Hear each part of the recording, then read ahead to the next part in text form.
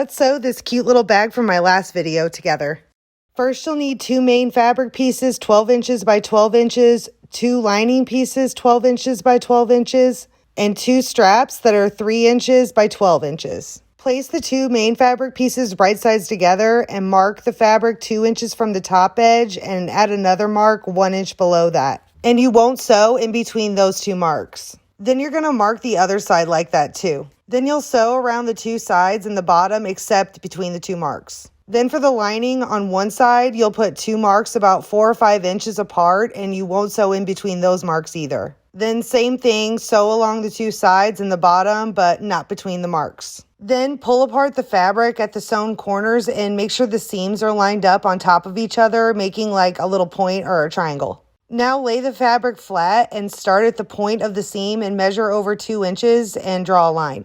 And then you're going to sew along that line, creating a box corner. Then you can trim off all the triangles. Turn the main fabric right side out and you can see the box corner and the little holes you left when you sewed it. You'll make the straps like bias binding. Fold it over to the wrong side and press, and then fold the edges into the crease and press it again, and then fold it all over again and sew along the 2 long sides. So now find the center of each main fabric piece between the seams and mark it with a pin. Then measure over 2 inches on each side and pin or clip the strap into place.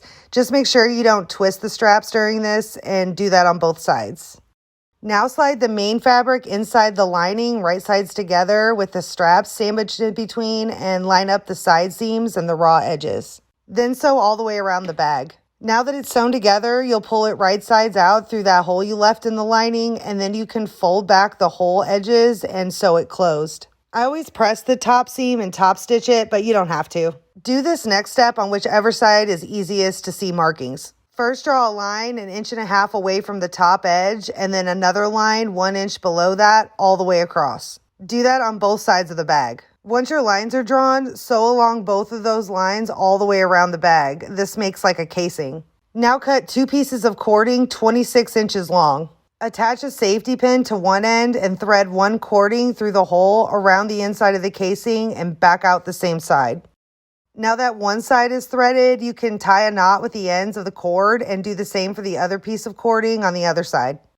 Once the cords are both threaded and knotted, you can cinch them up and your bag is done. You can definitely add some interfacing or use stiffer fabric for a more structured look, or you can thread a piece of elastic through the casing if you don't want to mess with the drawstrings. Play around with the measurements to customize it, to make it bigger, however you want to make it.